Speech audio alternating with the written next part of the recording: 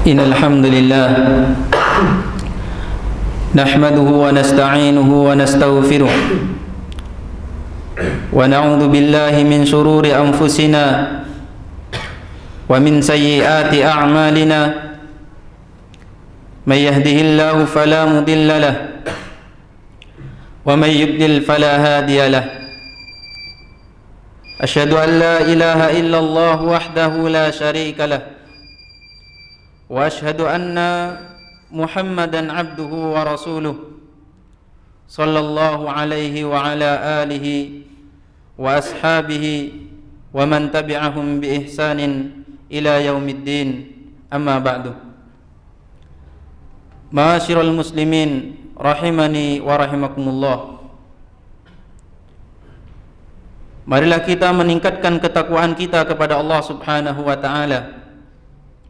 Karena sesungguhnya Allah Subhanahu wa taala telah memerintahkan untuk bertakwa di dalam Al-Qur'an secara umum dan secara khusus. Allah Subhanahu wa taala berfirman memerintahkan kepada semua manusia secara umum untuk bertakwa. Kata Allah Subhanahu wa taala, ya ayyuhan nasu taqu rabbakum, wahai semua manusia, bertakwalah kepada Rabb kalian. Dan juga memerintahkan untuk bertakwa secara khusus buat orang yang beriman. Kata Allah Subhanahu wa taala, ya ayyuhalladzina amanu taqullaha haqqa tuqatih, wahai orang-orang yang beriman, bertakwalah kepada Allah Subhanahu wa taala dengan sebenar-benarnya takwa. Ma'asyiral muslimin rahimani wa rahimakumullah. Ketahuilah bahwasanya bertakwa kepada Allah Subhanahu wa taala, bertawakal hanya kepada Allah, bergantung hanya kepada Allah Subhanahu wa taala akan menyelamatkan seseorang di dunia dan di akhirat, menyelamatkan seorang hamba dari kejadian-kejadian di dunia. Allah Subhanahu wa taala tatkala menciptakan kita di dunia ini, Allah Subhanahu wa taala juga menciptakan kejadian-kejadian yang menakutkan, kejadian-kejadian yang menyakitkan, dan itu yang paling besar adalah fitnah. Karena ma'asyiral muslimin rahimani wa rahimakumullah, memang dunia ini adalah tempatnya ujian dan fitnah. Kata Nabi sallallahu alaihi wasallam, lam yabqa minad dunya illa bala'un wa fitnah, tidaklah tersisa dari dunia melainkan ujian dan fitnah. Ma'asyiral muslimin rahimani wa rahimakumullah, fitnah yang sangat besar, fitnah yang sangat dahsyat adalah sebuah fitnah yang semua para nabi telah mengingatkan umatnya dari fitnah ini. Fitnah yang sangat besar yang belum pernah terjadi semenjak Allah menciptakan Adam sampai nanti hari kiamat, melebihi fitnah yang satu ini. Fitnah ini adalah fitnah yang terjadi yang paling dahsyat di dalam sejarah manusia, yaitu fitnah Dajjal. Kata Nabi sallallahu alaihi wasallam, inni undirukumu wa ma min nabiyyin illa qad andara qaumuhu illa qad andarahu qaumah wa qad andara nuhun qaumahu. Kata Nabi sallallahu alaihi wasallam, sesungguhnya aku telah mengingatkan kalian dari Dajjal, dan tidak ada seorang nabi pun melainkan telah mengingatkan umatnya dari Dajjal. Sesungguhnya Nuh telah mengingatkan umatnya. Kemudian kata Nabi sallallahu alaihi wasallam dalam hadis yang lain, ma baina khalqi Adam ila qiyamis saah khalqun akbaru minad Dajjal. Tidak ada, Allah menciptakan semenjak diciptakannya Adam sampai nanti hari kiamat suatu makhluk yang lebih besar dari fitnah Dajjal. Ma'asyiral muslimin rahimani wa rahimakumullah, Dajjal merupakan manusia dari keturunan Nabi Adam. Disebutkan di dalam hadis-hadis Nabi Muhammad sallallahu alaihi wasallam bahwasanya Dajjal memiliki badan yang besar, yaitu badan yang gemuk, kulitnya berwarna merah, rambutnya keriting, kemudian matanya buta, mata kanannya buta, dan tertulis di antara kedua matanya kaf, fa, dan ra, atau di dalam riwayat hadis yang lain kafir. Tulisan ini mampu dibaca oleh semua orang yang beriman kepada Allah, orang yang mengenal Allah, bahkan orang yang buta huruf pun mampu untuk membacanya. Ma'asyiral muslimin rahimani wa rahimakumullah. Kata Nabi sallallahu alaihi wasallam, "Innallaha laisa bi'awar wa innal masihad dajjal a'warul 'ainil yumna ka'anna 'ainahu 'inabatun tafiyah." Kata Nabi sallallahu alaihi wasallam, sesungguhnya Allah Subhanahu wa taala tidak buta matanya, dan sesungguhnya Dajjal adalah yang buta mata kanannya, dan matanya seakan-akan seperti anggur yang menonjol. Ma'asyiral muslimin rahimani wa rahimakumullah.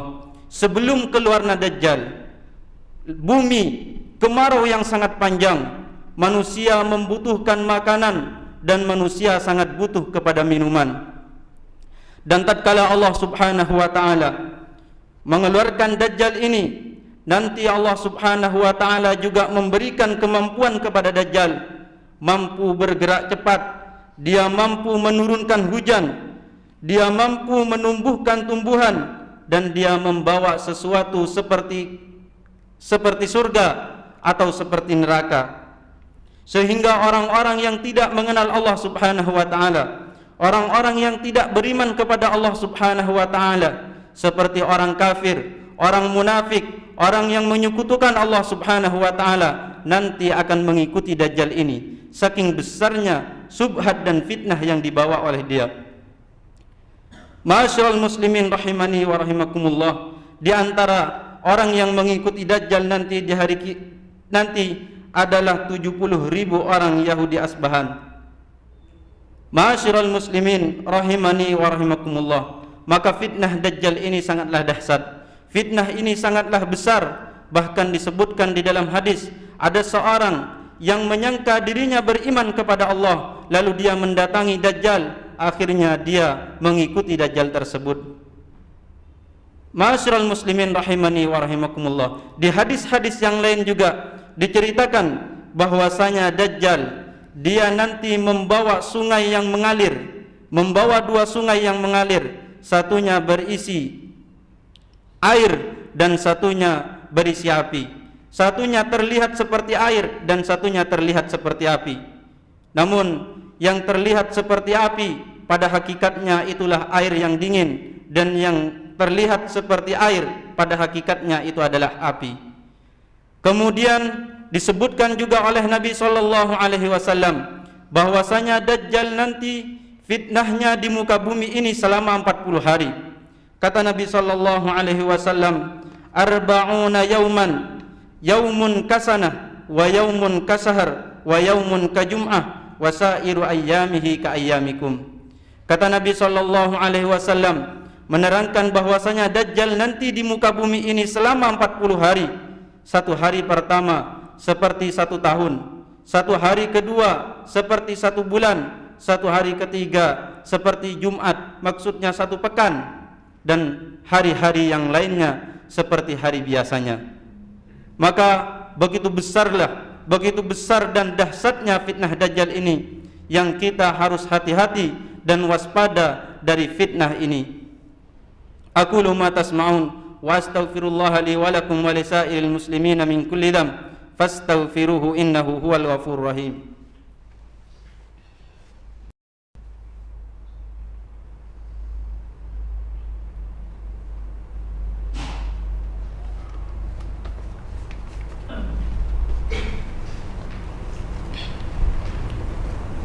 Alhamdulillahi rabbil alamin, wassalatu wassalamu ala ashrafil anbiya'i wal mursalin, nabiyina Muhammadin wa ala alihi wa ashabihi wa man tabi'ahum muhsinan ila yaumiddin.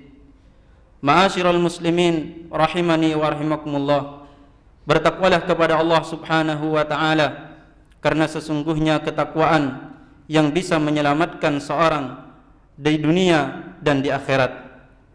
Kemudian ma'asyiral muslimin rahimani wa rahimakumullah, tatkala Rasul sallallahu alaihi wasallam menceritakan tentang Dajjal, tatkala Rasul sallallahu alaihi wasallam mengingatkan umatnya dari fitnah Dajjal, Nabi sallallahu alaihi wasallam juga mengajarkan kepada umatnya bagaimana caranya agar bisa selamat dari fitnah Dajjal ini. Di antaranya ma'asyiral muslimin rahimani wa rahimakumullah, yang pertama adalah dengan cara mengenal Allah Subhanahu wa taala. Mengenal nama-nama Allah Subhanahu wa taala, mengenal sifat-sifat Allah Subhanahu wa taala. Karena orang yang mengikuti Dajjal nanti hanyalah orang yang tidak kenal dengan Allah Subhanahu wa taala. Adapun orang-orang yang beriman kepada Allah, orang mukmin, maka dia nanti akan tahu bahwasanya yang datang di akhir zaman itu adalah Dajjal. Oleh karenanya kata Nabi sallallahu alaihi wasallam tatkala menceritakan tentang di antara dua matanya ada tulisan kafir, beliau mengatakan itu mampu dibaca nanti oleh seorang yang beriman kepada Allah, yang mengenal Allah, bahkan meskipun dia adalah orang yang buta huruf sekalipun. Kemudian ma'asyiral muslimin rahimani wa rahimakumullah, yang kedua adalah dengan cara mengikuti Nabi Muhammad sallallahu alaihi wasallam. Sebagaimana tatkala Tamim Ad-Dari, tatkala Tamim dan juga teman-temannya berjumpa dengan Dajjal, kemudian ada dialog di sana. Dia mengatakan kepada Dajjal bahwasanya telah muncul Muhammad dan dia sudah ditaati. Maka kata Dajjal mengatakan bahwa mentaati dia Muhammad sallallahu alaihi wasallam itu lebih baik bagi mereka. Kemudian juga ma'asyiral muslimin rahimani wa rahimakumullah, yang ketiga yaitu dengan cara mengokohkan, menguatkan keimanan kita, mengokohkan keislaman kita. Karena orang yang kuat keislamannya, dia akan selamat dari fitnah Dajjal. Oleh karenanya banyak-banyak berdoalah, mintalah kepada Allah Subhanahu wa taala agar dikuatkan hatinya di atas keislaman, di atas iman. Banyak-banyak meminta dengan doa, ya muqallibal qulub tsabbit qalbi ala dinik. Wahai zat yang membolak-balikkan hati, kokohkanlah hati kami di atas agamamu. Kemudian ma'asyiral muslimin rahimani wa rahimakumullah, yang berikutnya yang bisa menyelamatkan seorang dari fitnah Dajjal adalah membaca doa sebelum tasyahud akhir, sebelum salam di tasyahud akhir, membaca doa Allahumma inni a'udzubika min adzabi jahannam wa min adzabil qabr wa min fitnatil mahya wal mamat wa min syarri fitnatil masihid dajjal. Bahkan disebutkan bahwasanya orang-orang dahulu tatkala menjumpai anaknya lupa membaca doa ini di dalam salatnya, disuruh untuk mengulang lagi. Kemudian yang kelima, di antara yang bisa menyelamatkan seorang hamba dari fitnah Dajjal adalah jika dia berjumpa dengan Dajjal, maka hendaknya dia pergi menjauh dan meninggalkan subhatnya. Karena orang yang mendekatinya, dia bisa jadi nanti terpengaruh dengan subhatnya dan mengikutinya. Kata Nabi sallallahu alaihi wasallam, "Man sami'a bid-dajjal falyan'a anhu, fa wallahi innar rajula la ya'tihi wa huwa yahsabu annahu mu'min, fayattabi'uhu mimma yub'atsu bihi subhat." Kata Nabi sallallahu alaihi wasallam, barang siapa yang mendengar Dajjal, maka seharusnya dia menjauh darinya, karena sesungguhnya demi Allah ada seorang yang mendatanginya. Dia mengira bahwasanya dia beriman kepada Allah, adalah orang mukmin, namun ternyata dia mengikutinya disebabkan dahsyatnya subhat yang dikeluarkan oleh Dajjal. Kemudian bahkan di riwayat-riwayat hadis yang lain, orang-orang pada pergi ke gunung-gunung untuk menjauhi Dajjal ini. Kemudian yang berikutnya yang bisa menyelamatkan seorang dari Dajjal, jika dia mampu, maka hendaknya pergi ke dua tanah haram, Mekah dan Madinah, karena keduanya tidak bisa dimasuki oleh Dajjal. Kemudian yang berikutnya yaitu jika bertemu, maka hendaknya sabar dan tetap di atas kebenaran, lalu tidak mentaatinya, dan hendaknya ia membaca 10 ayat pertama dari surah Al-Kahfi. Kata Nabi sallallahu alaihi wasallam, "Faman adraka minkum falyaqra alaihi fawatiha suratil kahfi." Barang siapa yang mendapati di antara kalian, maka hendaknya membacakan atasnya, yaitu awal-awal surah Al-Kahfi. Di dalam hadis yang lain, "Man hafidha 10 ayatin min awwali suratil kahfi usima minad dajjal." Barang siapa yang menghafal 10 ayat dari 10 ayat awal dari surah Al-Kahfi, maka dia diselamatkan dari Dajjal. Kemudian, ma'asyiral muslimin rahimani wa rahimakumullah, nanti Dajjal akan membawa sungai dari air. Maka tatkala dia menjumpainya, melihatnya, maka hendaknya dia menundukkan pandangannya. Tatkala Dajjal membawa 2 sungai dari air dan berupa air dan api, maka hendaknya dia memejamkan matanya dan mengambil sungai yang nampaknya seperti api, karena pada hakikatnya itu adalah air yang dingin. Innallaha wa malaikatahu yusalluna 'alan nabi ya ayyuhalladzina amanu sallu 'alaihi wa sallimu taslima. Allahumma salli wa sallim ala nabiyyina Muhammad wa ala alihi wa ashabihi ajma'in. Rabbana Allahumma ighfir lil muslimina wal muslimat wal mu'minina wal mu'minat al ahya'i minhum wal amwat. Rabbana faghfir lana dhunubana wa kaffir 'anna as-sayyi'at wa tawaffana ma'al abrar. Rabbana atina fid dunya hasanah wa fil akhirati hasanah wa qina adzabannar. Wa sallallahu ala nabiyyina Muhammad walhamdulillahi rabbil alamin. Wa aqimus shalah.